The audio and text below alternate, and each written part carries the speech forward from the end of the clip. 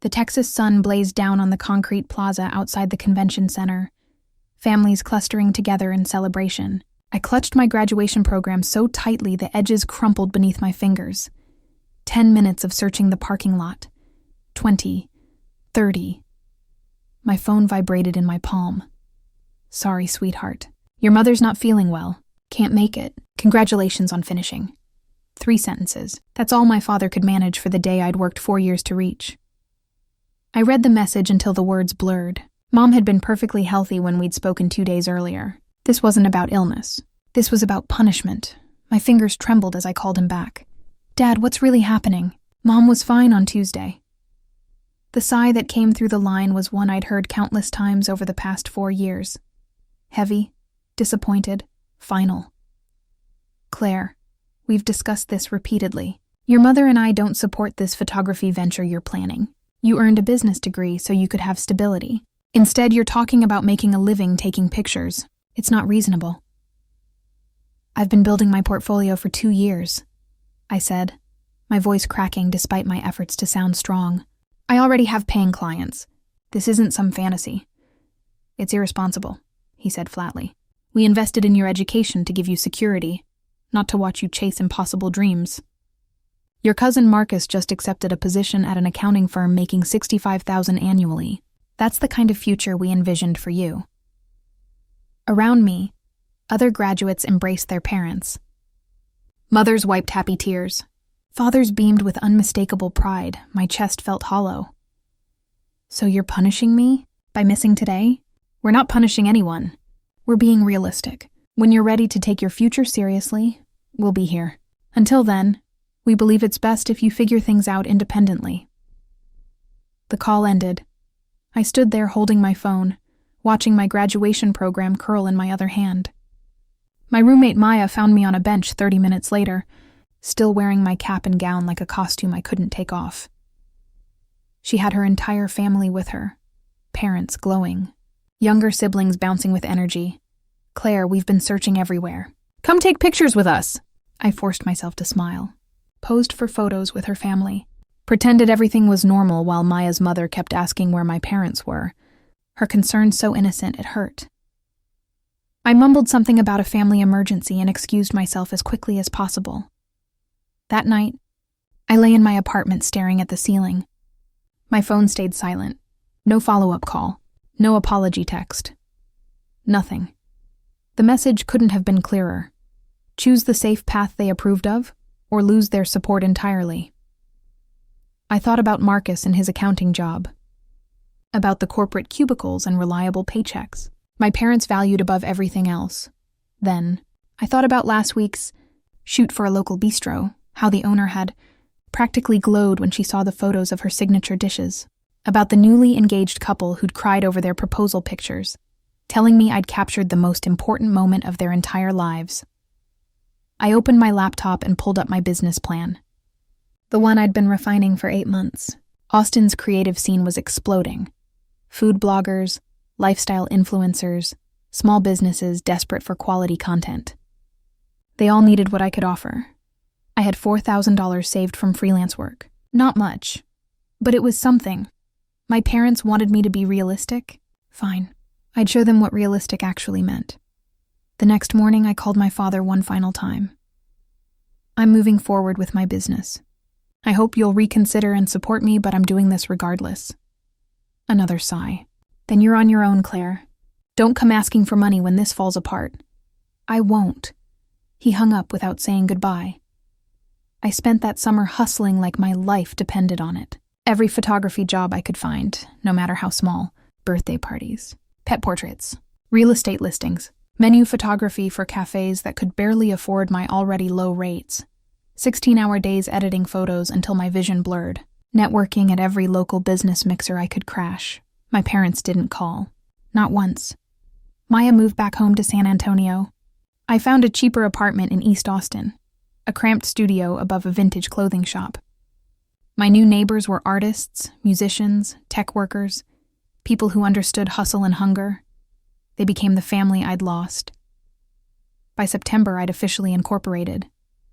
By December, I'd landed my first major client, a boutique hotel downtown needing a complete photography package for their website and marketing materials. The project paid $14,000. I wanted to call my parents, wanted to share the victory. I even typed out the message. Then I remembered my father's dismissive tone, his absolute certainty that I would fail. I deleted the message. Let them wonder. The first year was brutal. Ramen and peanut butter became my primary food groups. Every dollar went back into equipment and marketing, a professional camera body, 3 quality lenses, lighting equipment, targeted social media advertising. My Instagram account grew slowly at first, then faster as my work improved, as my style became recognizable. Austin's food scene became my specialty. I developed a signature aesthetic, warm, natural light, close-up shots that made viewers feel like they could taste the food through their screens. Restaurant owners started recommending me to each other. My calendar filled 3 months out. By year 2, I hired my first assistant, Elena, a recent art school graduate with an incredible eye for composition and boundless energy. We made a strong team. She handled equipment and setup while I focused on creative direction and client relationships.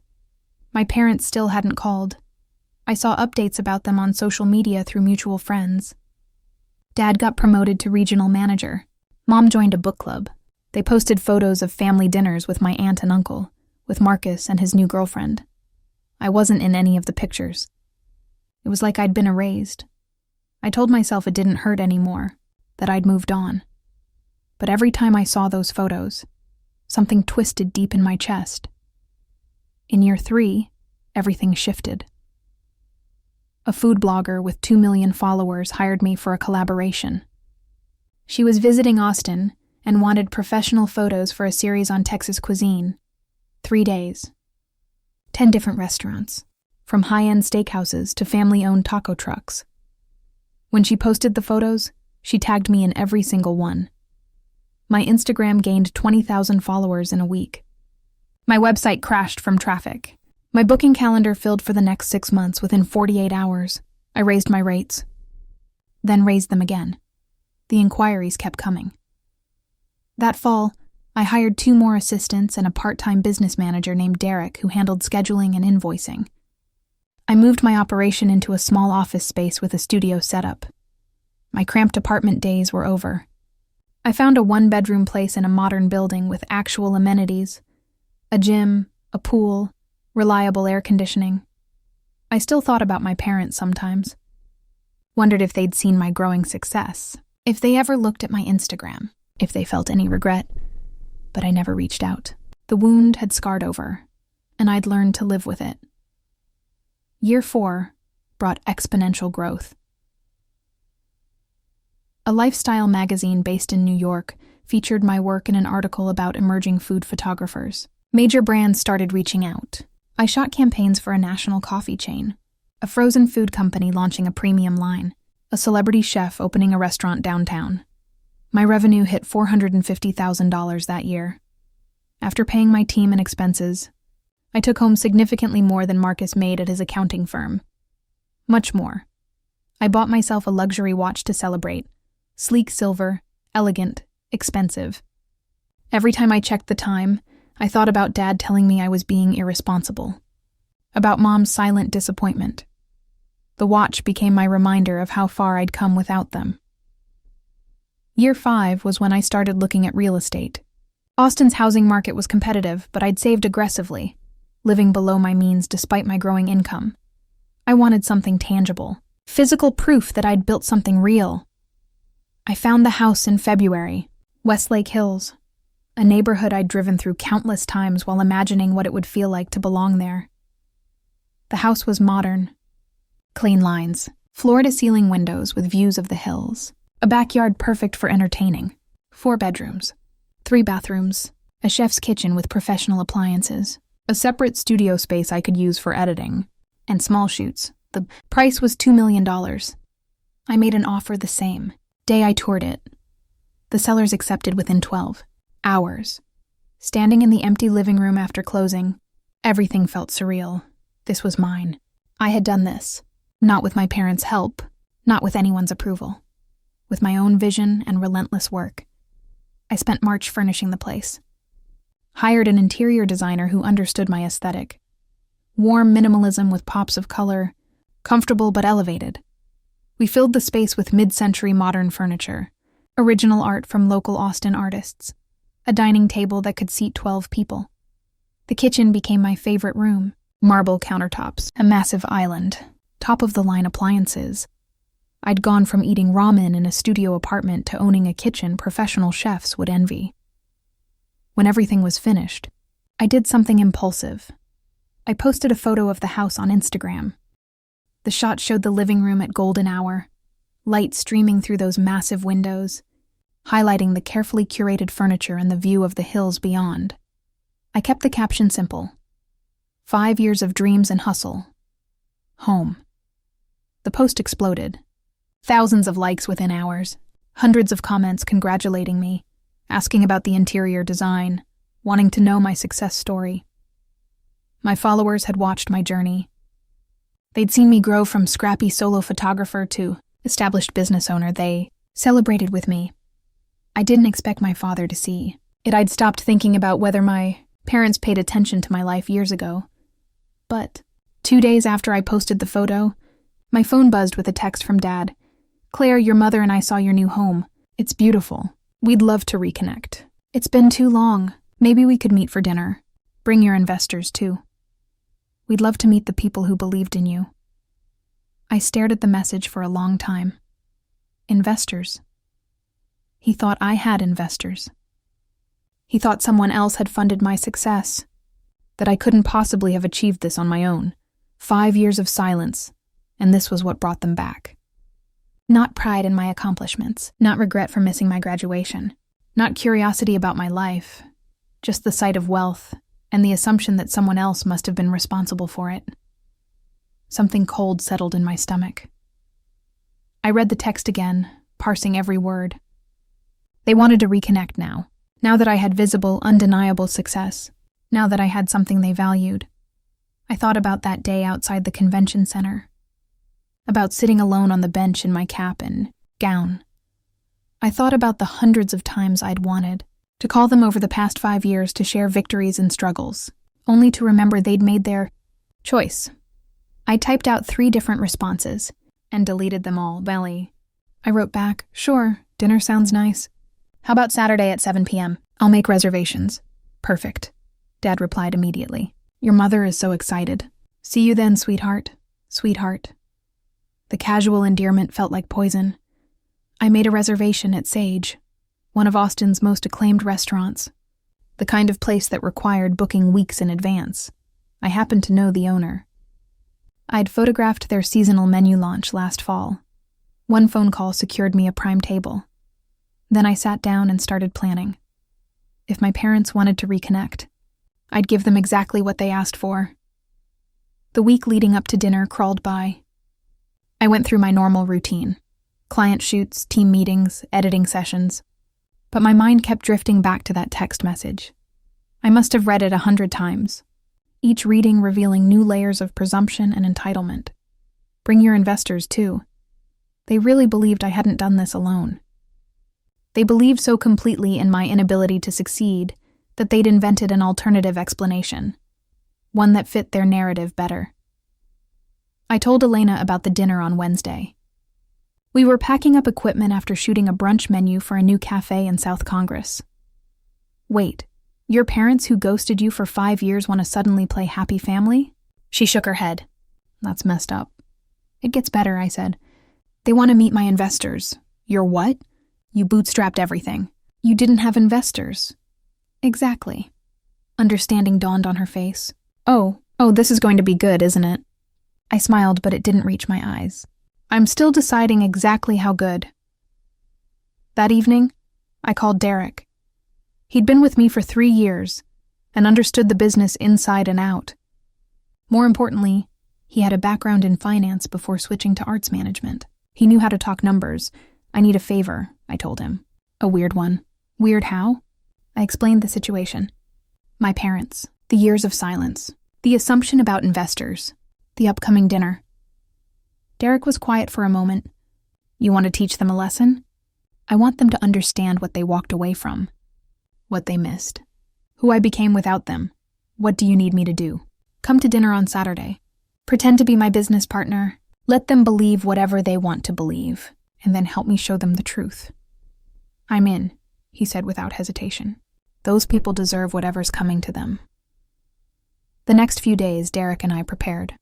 We reviewed financial statements, growth projections, client testimonials. We talked through my journey, making sure he knew every significant milestone. He already knew most of it from working with me, but we refined the narrative, made sure every detail was crisp. I also called in another favor. Natalie, the owner of Sage, was someone I'd worked with multiple times over the years. We'd become genuine friends through our collaborations. I need the private dining room on Saturday, I told her over coffee on Thursday. And I need your discretion. The plot thickens, Natalie said, leaning forward. Tell me everything. I gave her the condensed version. Her expression shifted from curiosity to anger on my behalf. Your parents sound like real pieces of work. The private room is yours. What else do you need? I'll let you know on Saturday morning. I'm still finalizing the plan. Saturday arrived with perfect spring weather. I spent the morning at a spa getting my hair done, my nails manicured, preparing like I was going into battle. Because in a way, I was. I chose my outfit carefully, a tailored navy blazer over a silk blouse, fitted pants, expensive heels. The luxury watch gleamed on my wrist. I looked successful, polished, exactly like someone who had exceeded every expectation. Derek met me at the restaurant at 6:30. He wore a sharp charcoal suit and carried a leather portfolio. He looked every bit the successful business partner. Ready? He asked. Not even a little bit, I admitted. But let's do this anyway. We went inside. Natalie greeted us personally, her expression sympathetic. She led us to the private dining room. A beautiful space with a single long table, ambient lighting, windows overlooking the downtown skyline. I've arranged everything you requested, she said quietly. My staff knows to be discreet. Just give the signal when you're ready. Thank you, I said. For everything, she squeezed my hand. Give them hell, Claire. Derek and I sat down. He arranged papers from his portfolio on the table, making it look like we'd been discussing business. The performance was beginning. At exactly 7 o'clock, the hostess brought my parents to the private dining room. I stood to greet them, my heart hammering against my ribs. 5 years had changed them, added gray to Dad's hair, lines around Mom's eyes. They looked older, somehow smaller than I remembered. Mom's face broke into a wide smile, the kind she usually reserved for church friends and book club members. Claire. Oh my goodness, sweetheart, look at you. She moved in for a hug.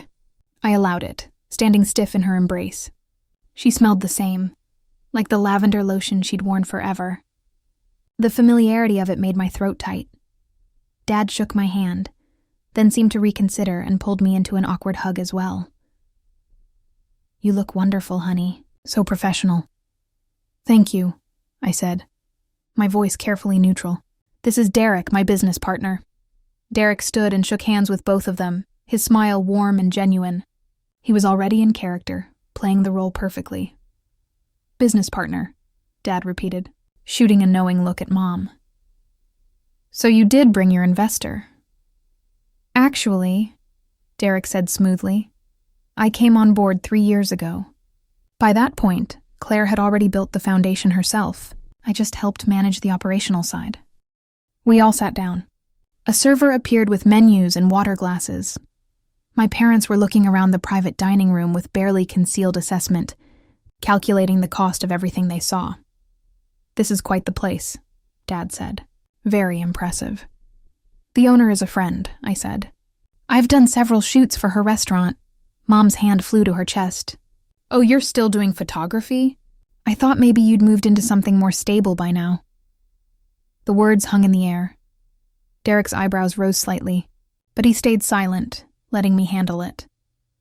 Photography is my business, I said evenly. It's what built everything you saw in that Instagram post. Of course, Dad said quickly, waving his hand. We just meant, with your business degree, we thought you might have expanded into other ventures. Diversified. The business is quite diversified, Derek interjected. We handle commercial photography, brand campaigns, social media content creation, licensing deals. It's a full-service creative agency at this point. He was embellishing slightly, making it sound bigger than it was. I appreciated the support. My parents nodded along, impressed by the corporate terminology. The server took our orders.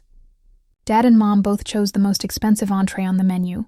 I noticed they ordered a bottle of wine that cost more than I used to spend on groceries in a month. When the server left, Mom reached across the table and patted my hand. "We've missed you so much, sweetheart. It's been too long." I looked at her hand on mine, at her manicured nails and the diamond ring Dad had given her for their 30th anniversary. 5 years, and she still wore it on the same finger. "You could have called," I said quietly. "Any time in the past 5 years, you could have picked up the phone." An uncomfortable silence fell over the table. Dad cleared his throat. "We thought we were doing the right thing, giving you space to figure things out. We didn't want to enable irresponsibility." "Irresponsibility," I repeated.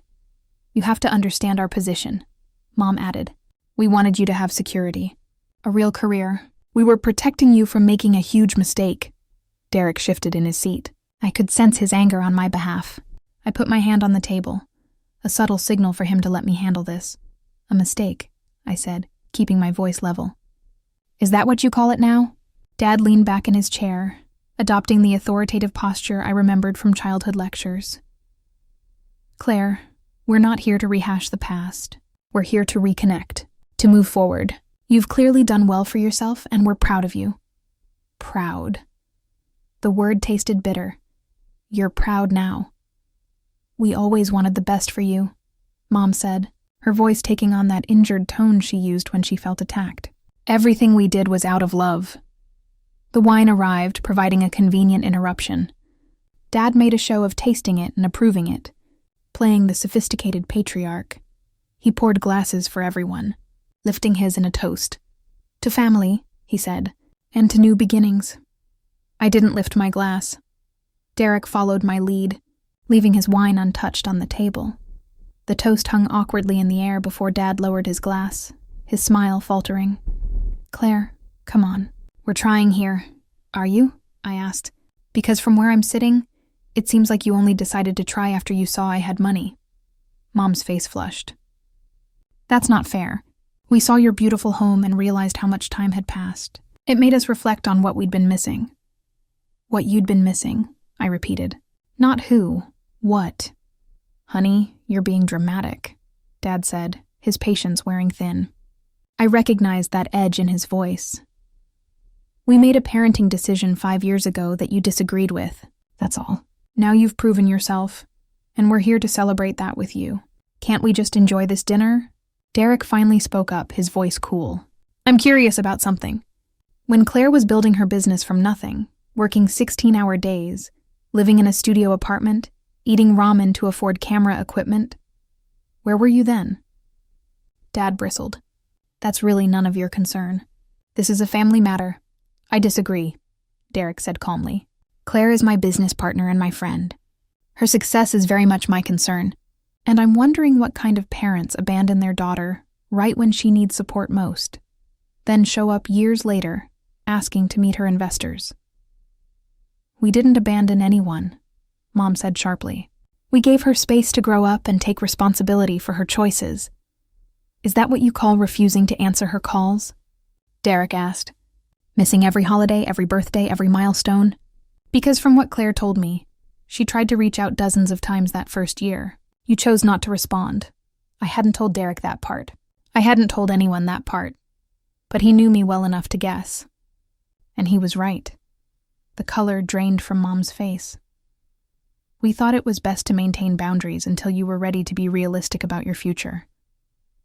"I was realistic," I said, my voice rising despite my attempts to stay calm. "I had a business plan. I had clients. I was making money from the start. You just couldn't accept that it wasn't the kind of future you had imagined for me." Dad set down his wine glass with too much force. "You were 22 years old talking about becoming a photographer. Do you have any idea how many people fail at creative careers? We were protecting you from wasting your life. Instead, you wasted 5 years of our relationship," I said. 5 years I can never get back. Graduations, achievements, struggles, growth. You missed all of it by choice. The appetizers arrived, breaking the tension temporarily. The server must have sensed the atmosphere because she set down the plates quickly and disappeared. None of us touched our food. Mom dabbed at her eyes with her napkin. We thought we were doing the right thing. You have to forgive us for that. Do I? I asked. Do I have to forgive you for missing my graduation? For never asking how I was doing when I was struggling? For ghosting me so completely that I had to find out about Marcus's engagement through social media? Marcus is engaged? The question slipped out before Mom could stop herself, revealing that she hadn't actually told me about it deliberately. For 6 months now, I said. But you knew that. You just didn't think I deserved to know. I wasn't part of the family anymore. Remember? Dad pushed his appetizer plate aside. This isn't productive. We came here to reconnect, not to argue about the past. The past is the only reason we're here, I said. You want to reconnect now because you think I have investors. Because you think I have money. Because my success finally fits the narrative you can accept. You couldn't be proud of me when I was scrappy and hustling. You can only be proud now that I have the visible markers of success you understand. That's not true, Mom protested weakly. Isn't it? Tell me, Mom. When was the last time you looked at my Instagram before you saw that house photo? When was the last time you Googled my business name to see how I was doing? She said nothing, confirming what I already knew. Derek cleared his throat. For what it's worth, Claire built something remarkable. Her revenue last year was nearly $500,000. She employs 6 people. She's worked with national brands and celebrities. Major publications have featured her work. She did all of that without a single dollar of outside investment, without any family support, completely on her own. I watched my parents process this information. Dad's expression shifted through several emotions. Surprise, calculation, and finally something that looked like greedy interest. 500,000, he repeated. That's impressive. Very impressive. You know, honey, with that kind of revenue, you should really be thinking about proper financial planning, tax optimization, investment strategies. I could introduce you to some people. And there it was. The real reason for this reunion dinner. Not reconciliation. Opportunity. I have a financial advisor, I said coldly, and an accountant. I'm all set. Of course, Dad said quickly. I just meant family should look out for each other. Now that we're reconnecting, maybe there are ways we can help each other. Help each other? I echoed. Like you helped me 5 years ago?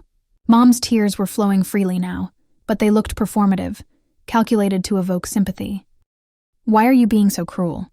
We made a mistake, yes, but we're here now. We're trying to make amends. Can't you see that? What I see, I said carefully, is 2 people who cut off their daughter for pursuing her dreams. Who stayed silent for 5 years while she built a business from scratch, and who suddenly wants back into her life now that there's money involved. What I see is opportunism dressed up as parental concern. The main course arrived. The server set down beautifully plated dishes that probably cost more than my weekly grocery budget 5 years ago.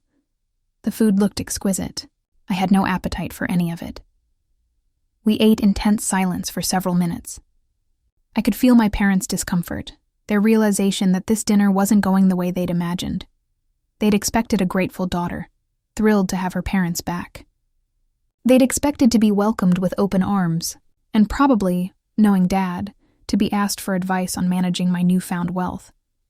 They hadn't expected questions. They hadn't expected accountability. Dad tried again. Claire, I understand you're angry. That's fair. But holding on to anger isn't healthy. Your mother and I are offering an olive branch here. We want to be part of your life again. Why? I asked bluntly. Give me one reason that isn't about money. They exchanged glances. And in that moment of silent communication, I saw everything I needed to see. They couldn't think of one. They literally could not articulate a single reason for wanting me back in their lives that wasn't connected to my financial success. Derek shook his head slowly, his disgust evident. Unbelievable. We raised you, Mom finally said. We gave you life, paid for your education, supported you for 22 years. Doesn't that count for something? It counted for something 5 years ago, I said. It counted when I needed you, but you made it very clear that your support was conditional. You would only stand by me if I lived the life you wanted me to live. The moment I chose my own path, I was dead to you." "That's an exaggeration," Dad said. "Is it? You didn't come to my graduation. You didn't call on my birthday for 5 years. 5 years, Dad. You sent a text saying I was on my own. And you meant it, until you saw that house." The private dining room felt smaller now, the air thick with unspoken accusations and defended positions. I watched my parents struggle to maintain their composure, to keep up the pretense that this was a normal family reunion. Dad tried a different approach, softening his voice. "Look, maybe we handled things poorly. Maybe we should have stayed in touch even while we disagreed with your choices. But we're here now, and that should mean something." "It does mean something," I agreed. "It means you're exactly who I thought you were." Mom set down her fork with a sharp clink. "You know what? Maybe we did make mistakes, but you're not exactly innocent here. You could have been more understanding of our concerns. You could have compromised, found a more stable career path, kept photography as a hobby. But no, you had to be stubborn, had to prove something. This is partially your fault too." I felt Derek tense beside me, preparing to jump to my defense, but I held up a hand. This moment, this reveal of their true feelings, was exactly what I needed. "My fault," I said softly. "For dreaming too big, for wanting to build something meaningful instead of settling for someone else's definition of success, for not being Marcus with his accounting job and his safe, predictable life." "Marcus has a good life," Dad said defensively. "He's engaged, buying a house, saving for retirement. He's doing everything right." "And I'm doing everything wrong," I said, "even though I make more than he does. Own a $2 million house outright, built a thriving business. Even now, with all the proof of my success, you still can't fully accept it, can you? You still wish I'd chosen differently." The truth of my words hung in the air. Neither of them denied it. "We just want you to be happy," Mom said, but the words sounded hollow. "No," I corrected her. "You want me to be what makes you happy. There's a difference." Derek leaned forward, addressing my parents directly.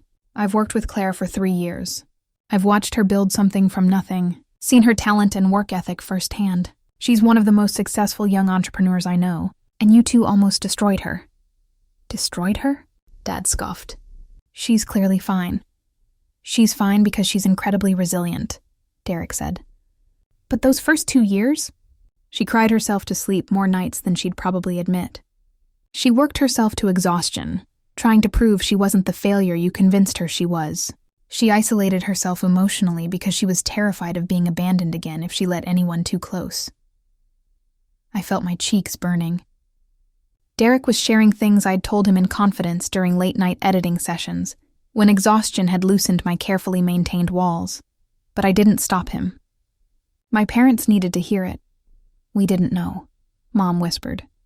"You didn't want to know," I said. "That's different. You chose not to be there for any of it.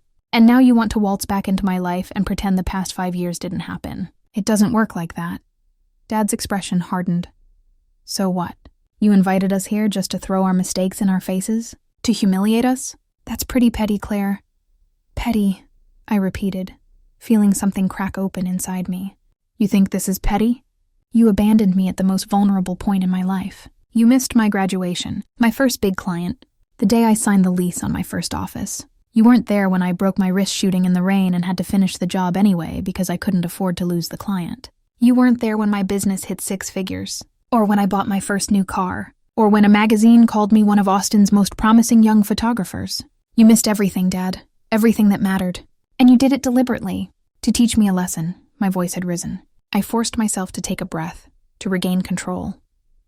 "So yes, I invited you here tonight, but not to reconnect, not to forgive and forget and play happy family. I invited you here because you asked to meet my investors, and I thought you deserved to meet the only investor who ever believed in me." I stood up, my chair scraping against the floor. Derek stood as well, backing my play without knowing exactly where I was going with it. "The only investor in my business was me," I said, my voice steady now, clear and strong. "Every dollar that I have comes from my own work. I saved $4,000 from freelance jobs before I even graduated. I lived on practically nothing for 2 years so I could buy equipment. I worked 16-hour days, 7 days a week. I taught myself business management, marketing, and financial planning.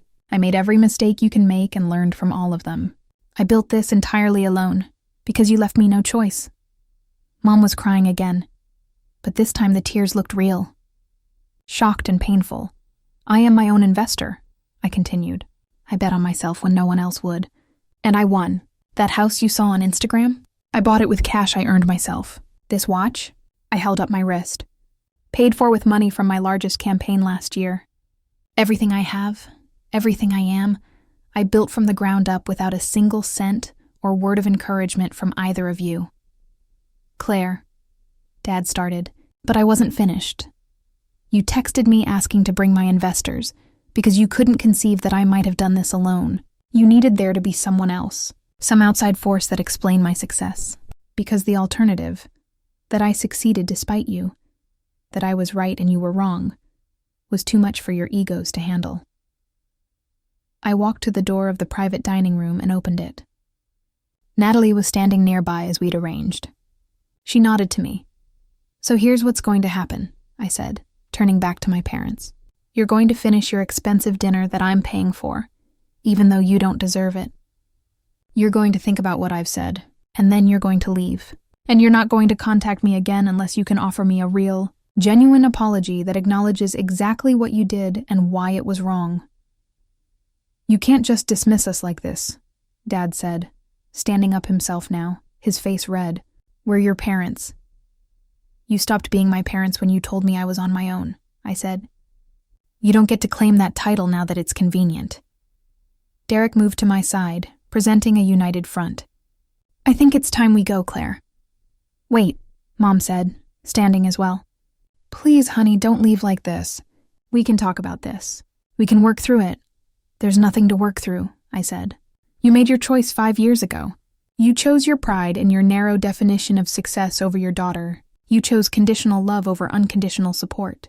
And now you have to live with the consequences of that choice, which is that you missed out on watching me become someone worth knowing. I started to leave, then paused, turning back one more time. And one more thing. That text you sent asking to meet for dinner, you said Mom was excited to reconnect. But when I called that day 5 years ago, when I begged Dad to tell me why you weren't coming to my graduation, you told me Mom wasn't feeling well. You lied then, and you're lying now. Mom was never sick. You just couldn't admit that you were punishing me for not being who you wanted me to be. Mom's face crumpled completely. How did you— I'm not stupid, I said quietly. I never was. You just treated me like I was because my dreams didn't match yours. Derek and I walked out of the private dining room together. The main restaurant was bustling with Saturday night energy. Couples and families enjoying their meals, completely unaware of the confrontation that had just unfolded. Natalie caught my eye from across the room and made her way over to us. You okay? She asked quietly. I will be, I said, and surprised myself by meaning it. She handed me a small envelope. No charge for tonight? Consider it my contribution to justice. I tried to protest, but she waved me off. Please, after what you just told me about them, letting them eat free at my restaurant would have killed me. At least this way, you get something out of dealing with them. I hugged her, grateful for friends who showed up when it mattered. Derek and I walked out into the warm Austin night. The city was alive around us, music drifting from nearby bars, people laughing on patios, the endless energy that made Austin feel like home. That was intense, Derek said. You okay? I don't know yet, I admitted. Ask me tomorrow. He nodded, understanding. For what it's worth, you were magnificent in there. They deserved every word. Did they deserve me being that harsh? Claire, they ghosted you for 5 years. 5 years. And then they only came back because they saw money. Yeah, they deserved it. Maybe even worse. We walked in silence for a few moments. My phone buzzed in my purse, but I ignored it. Are you going to check that? Derek asked. If it's them, I don't want to read it right now. If it's not them, it can wait. But curiosity got the better of me a few minutes later. I pulled out my phone to find 3 text messages. The first was from Dad. You embarrassed us in front of your business partner. That was completely uncalled for. We came here in good faith and you attacked us. We deserved better than that. The second was from Mom. I'm sorry we hurt you. I didn't realize how deep it went. But what you said tonight was cruel. We're your parents. We'll always love you, even when you're being difficult. The third was from a number I didn't recognize. Hi, Claire. This is Marcus. Aunt Carol just called my mom crying about dinner tonight. I don't know the whole story, but I wanted you to know that I always thought it was messed up how they treated you. If you ever want to talk, I'm here. Also, congratulations on your success. I've been following your Instagram for years. Your work is incredible. I showed Derek the messages. He read them, his expression darkening with each one. Your father thinks he deserved better, Derek said incredulously, and your mother is calling you difficult. They learned absolutely nothing. Did you expect them to? No, he admitted, but I hoped. For your sake, I hoped. Marcus's message was the only one I responded to. Thanks, Marcus. I appreciate you reaching out. Let's get coffee sometime. The other two I deleted without responding. Derek drove me home, my beautiful, expensive home that I had earned without them. We sat in his car in my driveway for a few minutes, neither of us quite ready to end the evening. What happens now? He asked. Now I move forward, I said. Same as I've been doing for 5 years. They made their choice. I made mine. The difference is I can live with mine. You know they're going to try again, right? People like that don't give up easily. Maybe. But I'm not the scared 22-year-old they remember. I know my worth now, with or without their approval. Derek smiled. Damn right you do. I got out of the car and walked up to my front door, my heels clicking on the stone walkway. The house was dark inside, waiting for me. I turned on the lights and stood in my living room, the space I had designed and furnished and claimed as mine. My phone buzzed again. Another text from Dad. You owe us an apology for tonight. When you're ready to act like an adult, we can try this again. I blocked the number, then I blocked Mom's too. There was a freedom in that action, a finality that felt both terrifying and liberating. I had spent 5 years with a small, secret hope that they would realize their mistake, that they would come back and be proud of me. Tonight had killed that hope completely, but in its place was something stronger. Certainty. I didn't need their approval. I never had. The house felt peaceful around me. I walked through it room by room, remembering the journey that had brought me here. The studio apartment where I'd edited photos on a second-hand laptop. The office space where I'd hired my first assistant. The countless shoots, the late nights, the moments of doubt and triumph. All of it had been mine. I poured myself a glass of wine and sat on my back patio, looking out at the hills. The Austin skyline glowed in the distance, a city full of dreamers and hustlers and people building impossible things. I had found my place here. Built my life here, became myself here. My phone buzzed one more time. Marcus again. Just so you know, I told my parents what Aunt Carol said about dinner. They're on your side. My mom said if your parents can't see how amazing you are, that's their loss. Family dinner is at our place next Sunday if you want to come. No pressure, though. I smiled at the message. Maybe some family was worth reconnecting with. I responded, I'd like that. Thank you. The night air was perfect. That ideal Texas temperature where you could sit outside without being too hot or too cold. I thought about the girl I had been 5 years ago, standing outside that convention center alone. I wished I could tell her that it would be okay. That the pain of that moment would transform into something valuable. That being cut loose would force her to become someone she never could have been with the safety net of parental approval. But maybe she wouldn't have believed me. Maybe she needed to walk the path herself, just like I had. My business phone rang. It was after 10 p.m. on a Saturday, unusual for a work call. But I answered anyway. Claire, it's Victoria Chen from Lifestyle Magazine. I know it's late, but I just got your submission photos for the Texas feature, and I had to call. These are extraordinary. We want to do a full spread, 6 pages, and we'd like to do a profile piece on you as well, about your journey building your business. Would you be interested? I looked out at the skyline, at the city that had given me everything when my family had given me nothing. Yes, I said. I'd be very interested. We talked for 20 minutes about the details, the timeline, the story they wanted to tell. A profile piece in a major national magazine, the kind of exposure that would take my business to the next level. When I hung up, I allowed myself to feel the full weight of the evening. The confrontation with my parents, the pain of their continued selfishness, and the sweet victory of proving them wrong in the most absolute way possible. They had wanted to reconnect to access my success, to benefit from what I had built. Instead, they had been forced to confront exactly what their rejection had cost them: a relationship with someone who had accomplished everything they claimed was impossible, raised my wine glass to the empty night sky, to dreaming too big, I said to no one, and to proving them all wrong. The week after the dinner, I threw myself into work with renewed focus. The confrontation had left me feeling raw but also strangely energized, like I had finally closed a door that had been left ajar for too long. Victoria's call about the magazine profile gave me something concrete to focus on instead of dwelling on my parents' messages. I hadn't heard from them since I blocked their numbers, but Marcus kept me updated through occasional texts. Apparently, they were telling everyone in the family that I had been disrespectful and ungrateful, that they had tried to reconnect, and I had thrown it back in their faces. The narrative was predictable.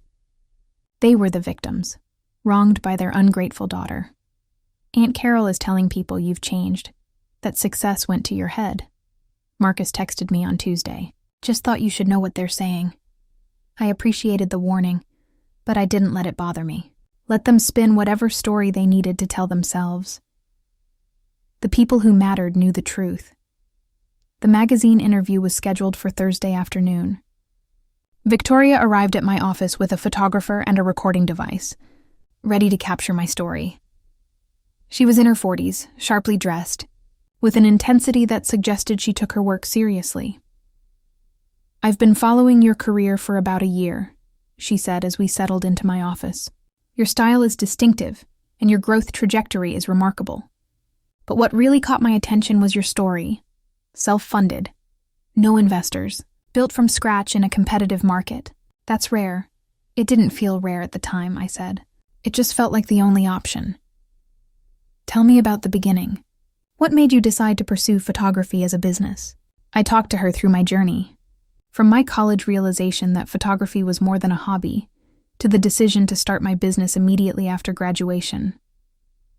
I was careful with my words, not wanting to sound bitter or damaged, but also not willing to sugarcoat the challenges. "My family didn't support the decision," I said carefully. "They wanted me to take a more traditional corporate path. When I chose not to, they withdrew their support completely." "How completely?" I paused, considering how much to share. But this was the point of the profile, wasn't it? To tell the real story, not a sanitized version. They didn't come to my graduation. They told me I was on my own, and they meant it. "We didn't speak for 5 years. Victoria's eyes widened. 5 years? That's significant." "It was," I agreed. "But it also forced me to rely entirely on myself. I couldn't fall back on family connections or ask for loans or use any kind of safety net. I had to make it work, or I had nothing. Some might say that kind of pressure could have destroyed you. It almost did, a few times, but it also made me sharper, more resilient. I learned to make decisions quickly, to trust my instincts, to push through fear and doubt. I don't know if I would have developed those skills if I'd had an easier path." We talked for 2 hours. Victoria asked about my creative process, my business strategy, my plans for growth. She asked about the challenges of being a young woman in a competitive industry, about imposter syndrome and self-doubt, about the moments when I had almost given up. "What kept you going during the hardest times?" she asked. I thought about those first 2 years. The nights when I had cried myself to sleep in my tiny apartment, wondering if my parents had been right all along. "Spite, honestly," I said with a laugh. I was so determined to prove them wrong. And then somewhere along the way, it stopped being about them and started being about me. I realized I was building something I was genuinely proud of. Something that mattered, regardless of who was watching. "And your family? Have you reconnected?" "They reached out recently," I said, choosing my words carefully. But it became clear pretty quickly that they were more interested in my success than in actually rebuilding our relationship. Some wounds don't heal just because time passes. Victoria nodded, understanding. "That must be painful." It was. But I've made peace with it, You can't force people to see your worth, and you can't make them regret choices they're not sorry for. All you can do is keep moving forward and build a life that fulfills you, with or without their approval. The photographer took shots of me in my office, at my desk, reviewing photos on my computer. He captured the space I had created, the team working in the background, the evidence of a thriving business. These photos would accompany the profile, showing readers exactly what I had built. After they left, I sat alone in my office, feeling emotionally drained but satisfied. The interview had forced me to articulate things I had barely acknowledged to myself, to own my story in a way I hadn't before. Elena poked her head in. How did it go? Good, I think. Exhausting, but good. Want to grab dinner? You look like you could use a break. We went to a casual taco place near the office. Nothing fancy, just good food and easy conversation. Elena had become more than an assistant over the past 3 years. She was a genuine friend, someone who had been there for the middle part of my journey. Can I ask you something? She said between bites of her fish taco. The dinner with your parents last week. Do you regret how it went down? I considered the question honestly. No. I regret that it had to happen at all. That they couldn't just be genuine. But I don't regret calling them out. They needed to hear it, even if they didn't accept it. Have they tried to contact you again? Not directly.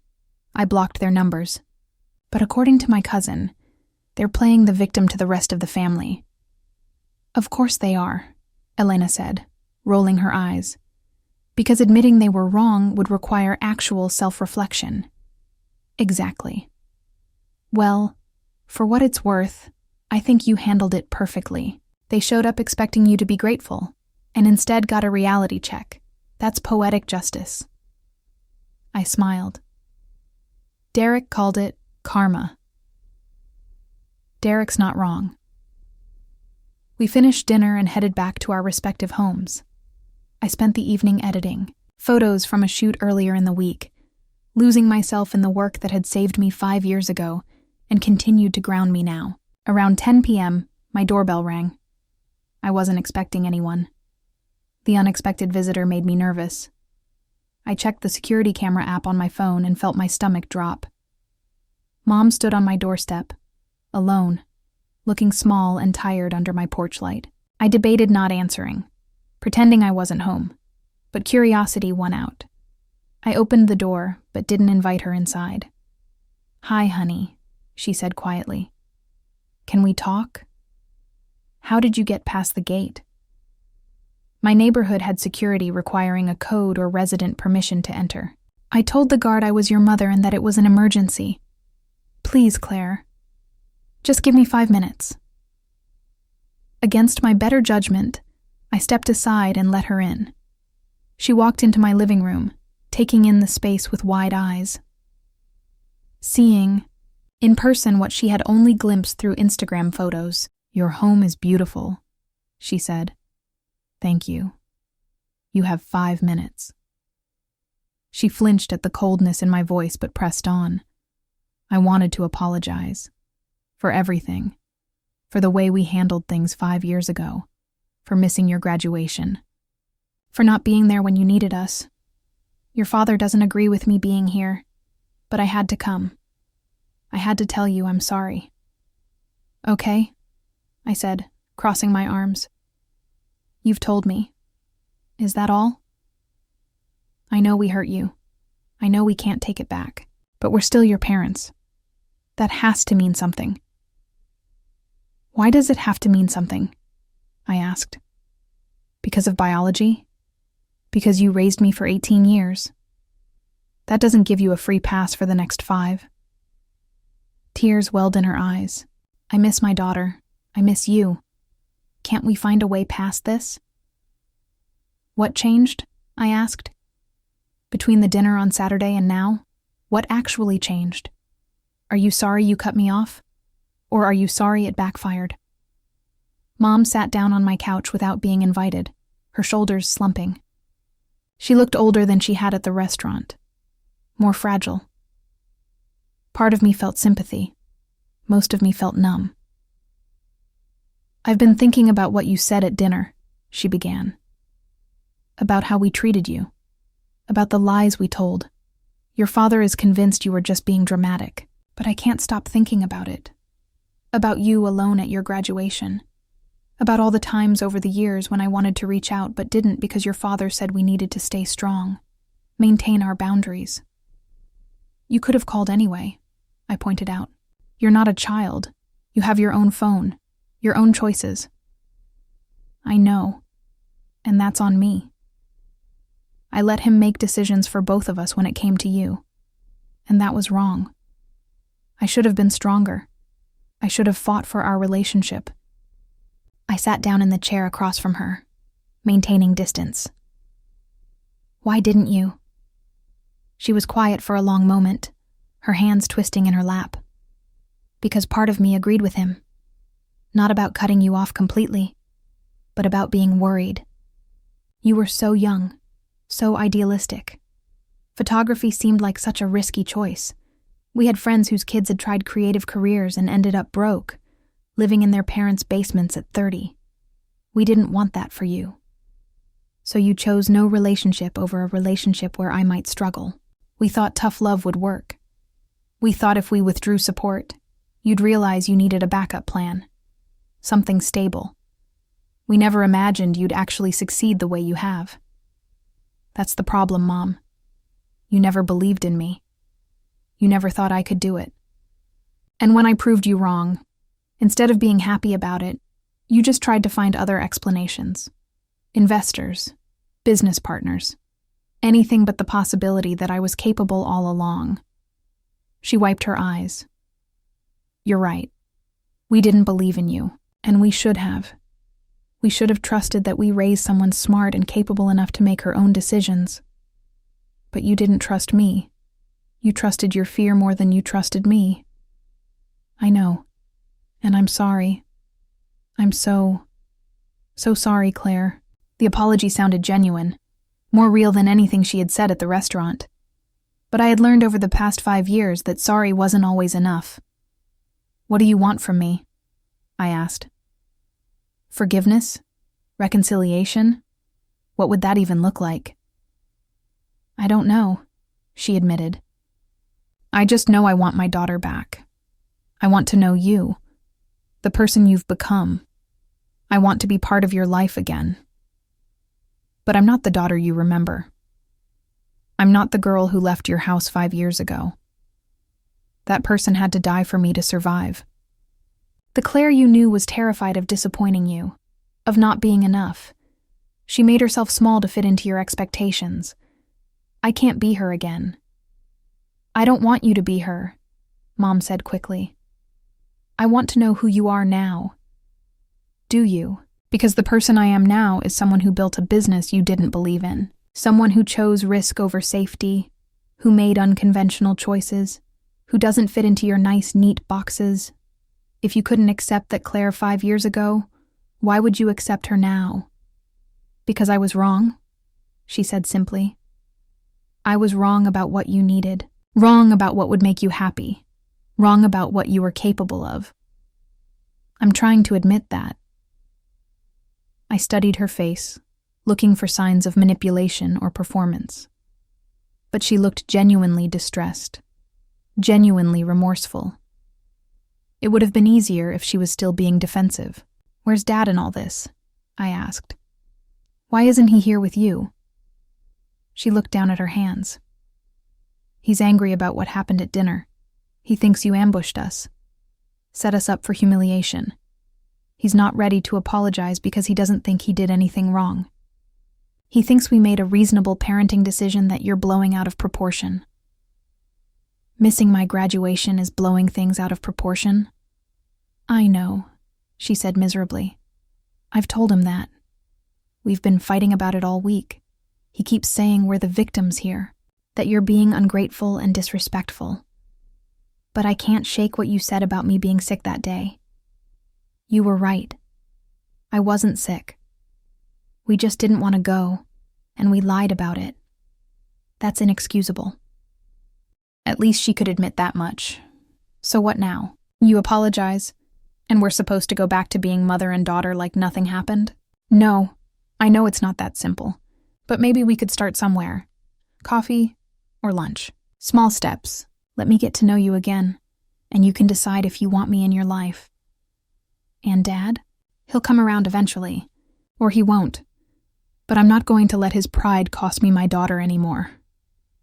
The words sounded good, but I had learned to be cautious about words without action backing them up. I need time to think about this, I said. This isn't something I can decide right now. I understand. Take all the time you need. She stood up, gathering her purse. Can I ask you something before I go? What? That house photo you posted on Instagram. Was that deliberate? Did you post it knowing we'd see it? I considered lying. But what was the point? Yes, I knew you followed my account, even though you never liked or commented. I wanted you to see what I'd accomplished. I wanted you to know what you'd missed. She nodded slowly. I deserve that, we both do. And for what it's worth, I've looked at every photo you've posted for 5 years. I've watched you grow and succeed. And I've been proud, even though I had no right to be. I just wasn't brave enough to tell you. She walked to the door, then turned back. Your father asked me to find out about your investors. He wanted names, contact information. He's already thinking about business opportunities, about ways to leverage your connections. Why are you telling me this? Because you should know who he is. And you should know that I'm not here for that. I'm just here for you.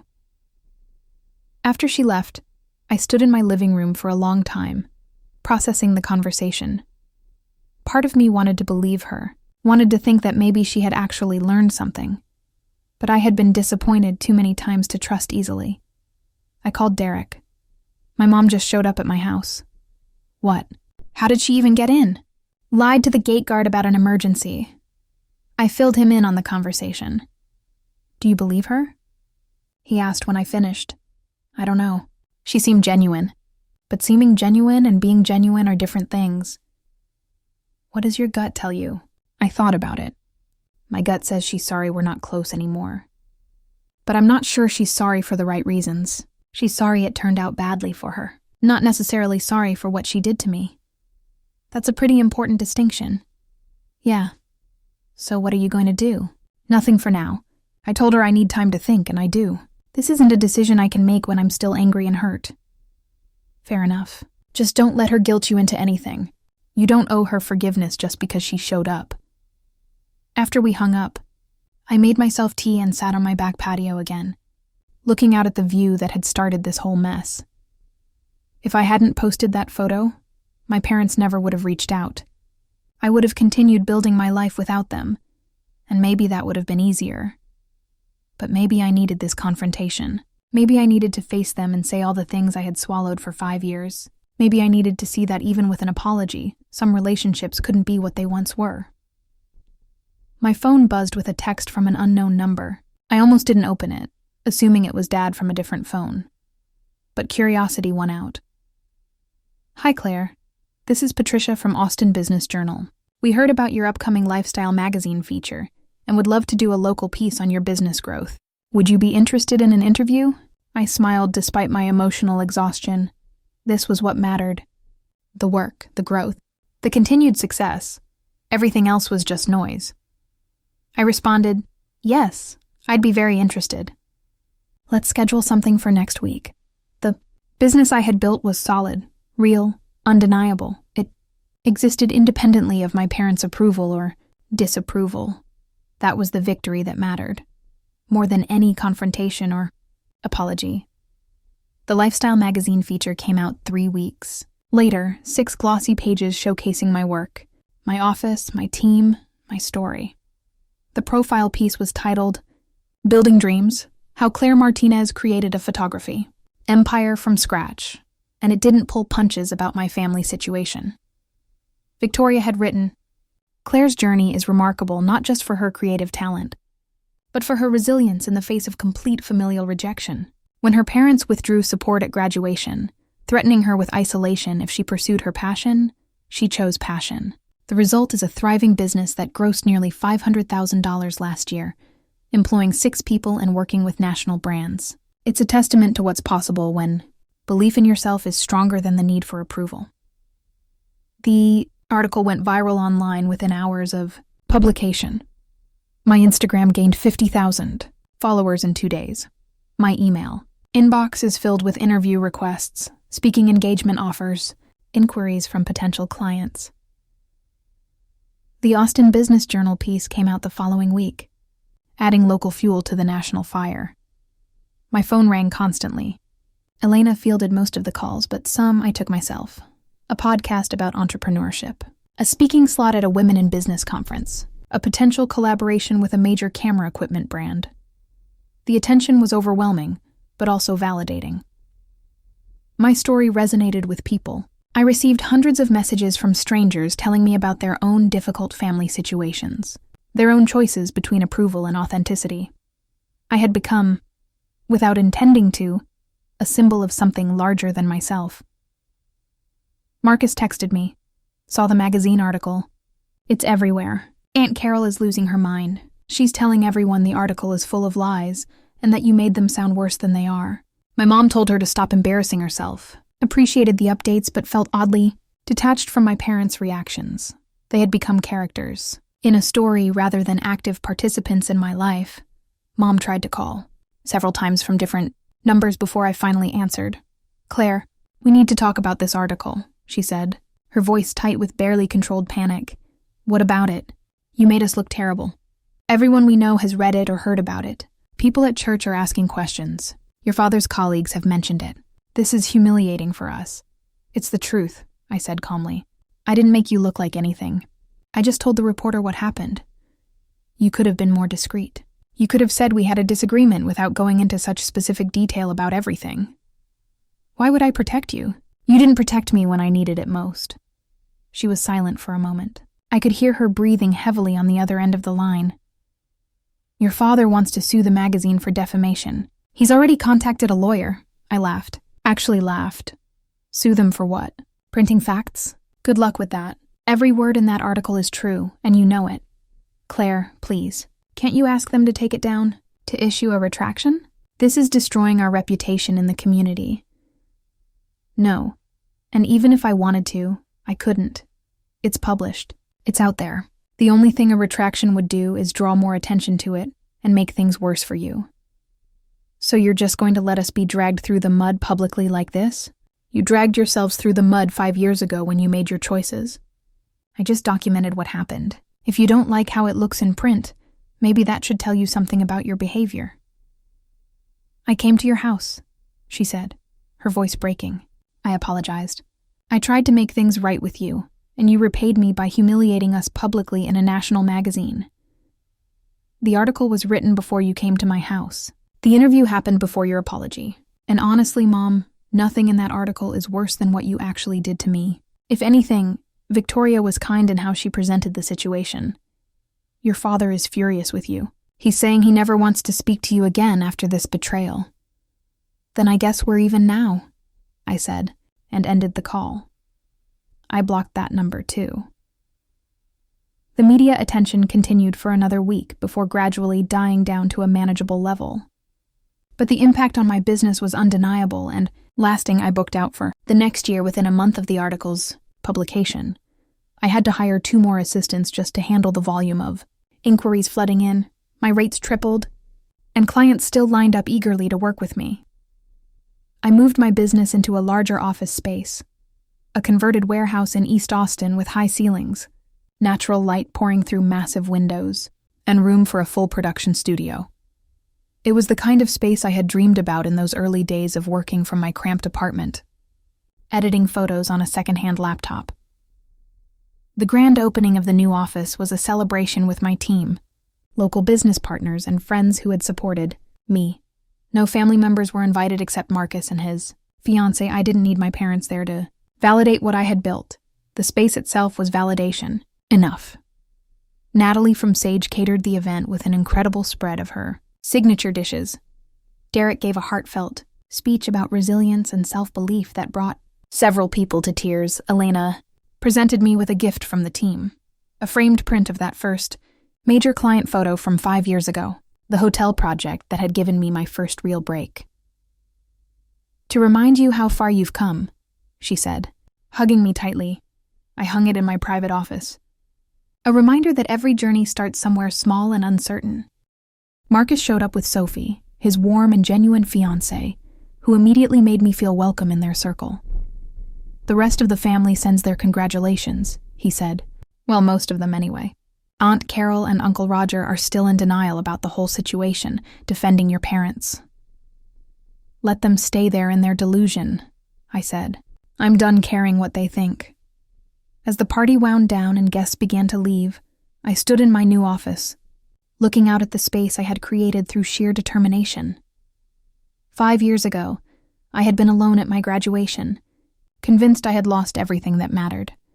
Now I was surrounded by people who had chosen to be in my life, who supported me without conditions or caveats or expectations. My parents had wanted me to bring my investors to dinner that night. They had wanted to meet the people who had believed in me when they refused to. Looking around the room at my team, my friends, the business partners and clients who had trusted me with their brands and their visions, I realized I had brought my investors after all. Every person in this room had invested something valuable in me. Their time, their trust, their belief, their energy. They were the ones who had built this with me, who had shown up when it mattered, and my parents had missed all of it by their own stubborn choice. 3 months after the magazine article exploded into public consciousness, I received a letter in the mail, not a text or email, but an actual handwritten letter on my parents' formal stationery. It was from Dad, his precise handwriting filling 2 full pages. The letter was formal, stilted, clearly written, and rewritten multiple times based on the careful perfection of every word. He didn't apologize directly, but acknowledged that they had handled things poorly, and that perhaps they had been too harsh in their expectations and too rigid in their approach. Said they were proud of my success and hoped that someday I might be willing to have a relationship with them again once emotions had settled and cooler heads could prevail. There was no real acknowledgement of the pain they had caused, no genuine taking of responsibility for their actions. It was the letter of someone who wanted reconciliation without accountability, forgiveness without actually admitting fault. I read it twice, looking for any sign of authentic remorse or understanding. Finding none, I put it in a drawer and didn't respond. I had built a life without them. I had created success on my own terms, in my own way. And while part of me would always grieve the parents I had wished I had, the ones who would have believed in me from the start, I was completely done chasing their approval or waiting for them to change. My business continued to grow beyond even my ambitious projections. The brand partnerships became more prestigious, the clients more high profile. I was invited to speak at conferences and universities across the country, sharing my story with young entrepreneurs and creatives who needed to hear that success without family support was not only possible but could make you stronger. At one speaking engagement at a university in Houston, a young woman approached me afterward with tears streaming down her face. "My parents think I'm wasting my time and their money with my fashion design degree," she said, her voice shaking. "They want me to quit and get what they call a real job. Your story gave me hope that I can make it work anyway, that I'm not crazy for believing in myself." "You can make it work," I told her firmly, taking her hands in mine. "It won't be easy, and there will be moments when you doubt yourself and wonder if they were right.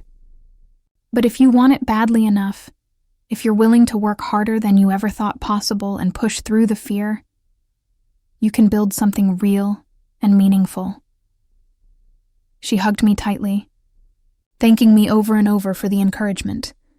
And in that moment, standing in that university auditorium, I understood with perfect clarity why the article and my story had resonated so deeply with so many people. There were thousands of people out there choosing their dreams over their family's approval, feeling alone and scared and uncertain about the future. If my story could help even one of them keep going, keep believing, keep working toward their vision, then everything I had been through had meaning beyond my own personal success. The consequences for my parents unfolded slowly, but inevitably over the following months. The magazine article had reached their church community, Dad's workplace, and their entire carefully cultivated social circle. Friends began distancing themselves gradually, unwilling to associate with people who had treated their own daughter with such coldness.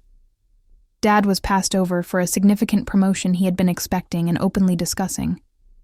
His supervisor cited vague character concerns that had been raised by several colleagues who had read the article. Mom was quietly asked to step down from her position on the church volunteer board after several members expressed discomfort with her continued leadership role. Their reputation in the community they had spent decades building crumbled as people reconsidered what they thought they knew about them and found them wanting. Even Marcus's parents stopped inviting them to family gatherings, embarrassed by their behavior and unwilling to subject me to their presence now that I had reconnected with the extended family. They had traded their daughter for their pride and their rigid expectations, and ended up losing both, along with the respect of everyone around them. I didn't build revenge. I built something better. I built a life so full and successful and meaningful that their absence simply didn't matter anymore. My team became my chosen family. My work became my legacy and my joy. And every single day, I woke up in my beautiful home that I had earned, went to my thriving business that I had built, and lived the life I had chosen over their approval. Sometimes late at night when I couldn't sleep, I thought about that scared girl standing outside the convention center 5 years ago, alone and heartbroken. And I wished I could travel back in time to tell her that the pain would transform into power, that being cut loose would force her to learn, to fly higher than she ever could have with their safety. The revenge wasn't in the confrontation at that dinner or even in the magazine article that exposed their behavior. The revenge was in becoming someone so remarkable, so successful, so genuinely happy that they would spend the rest of their lives wondering what might have been if they had just believed in me from the start, if they had chosen love over control, support over conditions, faith over fear. 1 year after that dinner at Sage, I was featured on the cover of Austin Monthly magazine as one of the city's top entrepreneurs under 35. The photo showed me in my studio, camera in hand, surrounded by my work. The headline read, "From Rejected to Remarkable: How Claire Martinez Built an Empire on Her Own Terms." Inside was a follow-up interview where I talked about the growth of my business, my plans for expansion, and the importance of believing in yourself when no one else will. At the end of the interview, the journalist asked if I had any regrets about how things had unfolded with my family. I thought about it for a long moment before answering. "No," I said finally. "I wish things had been different. I wish they had believed in me from the start, but I don't regret the path I took, or the person I became because of it. Sometimes the greatest gift someone can give you is forcing you to stand on your own 2 feet, even if they didn't mean it as a gift." The magazine hit newsstands on a Thursday. By Friday, it had sold out at most locations. Marcus sent me a photo of the cover with the caption, "So proud of you, cuz. You're an inspiration." Elena framed a copy and hung it in the main office area where clients could see it. Derek took the team out to celebrate, insisting on champagne and the most expensive appetizers on the menu. And me? I went home to my beautiful house, poured myself a glass of wine, and sat on my back patio watching the sunset over the hills. I thought about everything I had built, everything I had overcome, everything I had become. And I realized something important. I had spent 5 years proving my parents wrong. But somewhere along the way, I had stopped caring about proving anything to them. I had started proving things to myself instead. My phone buzzed with a text from an unknown number. For a moment, I considered ignoring it, but something made me check. It was Mom. She must have gotten a new phone. "I saw your magazine cover. You look beautiful and successful and happy. I'm proud of you, Claire. I know I don't have the right to say that, and I know you probably don't want to hear from me, but I needed you to know. I see you. I see what you've built. And I'm sorry I couldn't see it sooner. I'm sorry we couldn't be the parents you deserved. You did this without us, and that's both heartbreaking and remarkable. I hope someday you can forgive us. But even if you can't, I want you to know that I love you. I always have. I just didn't know how to show it in a way that mattered." I read the message 3 times. It was different from her previous attempts. More honest, more vulnerable, less about what she wanted, and more about what she had failed to give. I sat with it for a long time, watching the sky turn from gold to pink to deep purple. Then I did something I hadn't expected to do. I responded, "Thank you for saying that. I'm not ready to rebuild our relationship yet. Maybe someday, but not now. I need more time. But I appreciate you acknowledging what happened. That means something." Her response came quickly. "I understand. Take all the time you need. I'll be here if and when you're ready. I love you." I didn't respond to that one, but I didn't block the number either. Maybe someday the wound would heal enough for us to try again. Maybe not. But either way, I would be okay. Because I had learned the most important lesson of all. The only approval I truly needed was my own. 2 years after that confrontation at Sage, my business had grown beyond anything I could have imagined. I had opened a second location in Dallas. I was in talks about a third in Houston. My team had expanded to 15 people. My annual revenue had crossed the $2 million mark. I had been featured in Forbes, Entrepreneur Magazine, and the New York Times. And through it all, I stayed true to the vision that had started 5 years earlier in that cramped studio apartment. To create work that mattered. To tell stories through images.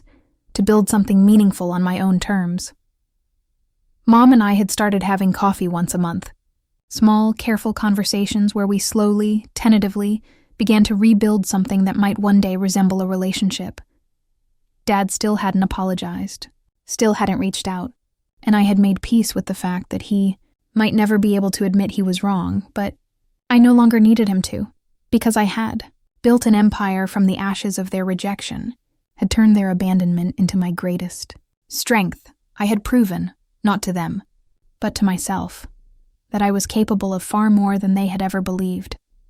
And that was the sweetest victory of all. As I sat in my office one afternoon, reviewing the quarterly financials with Derek, I realized something profound. The scared 22-year-old, standing alone at graduation, had been terrified that her parents' rejection meant she was worthless. But the woman I had become understood a different truth. Their inability to see my worth had never been about my value. It had always been about their limitations. They couldn't see beyond their narrow definition of success, couldn't imagine a path different from the one they had walked, couldn't believe in dreams that didn't fit their understanding of the world. That was their failure, not mine. And once I understood that, truly deeply understood it, I was free. Free to build. Free to dream. Free to become exactly who I was meant to be. The girl at graduation had needed their approval to feel complete. The woman in the magazine had needed to prove them wrong. But the woman I was now? She didn't need anything from them at all. She had already won. My phone rang. It was the booking agent for a TED Talk in Austin. "Claire, we'd love to have you speak at our next event. The theme is resilience, building success from adversity. Your story is exactly what we're looking for. Are you interested?"